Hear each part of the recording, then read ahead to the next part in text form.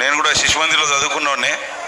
10th class వరకు 5th class సగం వరకు ఆదిలాబాద్లో చదువుకున్నా. తర్వాత మళ్ళీ కరీంనగర్ షిఫ్ట్ అయ్యి కరీంనగర్లో చదువుకున్నా కాబట్టి ఒక మంచి సొసైటీని నిర్మించుకోవాలనే ఒక తపన నా లోపల కూడా ఉంది.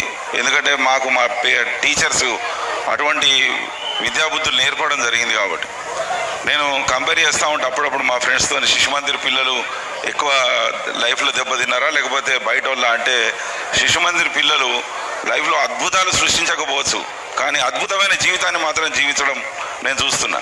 కావాల్సింది అదే మనకు. కాబట్టి నేను ప్రమోట్ చేస్తున్నాను అనుకోవద్దు, నిజం ఇది ఫ్యాక్ట్. అంతేకాకుండా ఇప్పుడు చూస్తుంటే కూడా మీకే అర్థమవుతుంది ఇది ఎంత గొప్ప కల్చరో. మన సంస్కృతిని మాత్రం ఏమాత్రం నిర్లక్ష్యం చేయకుండా చెక్క భజన, దండ, ఇంత నేను కూడా అనుకుంటున్నా. బొడ్డు శ్రీనివాస్ గారితో మాట్లాడుతున్నా, పేరిని లాంటి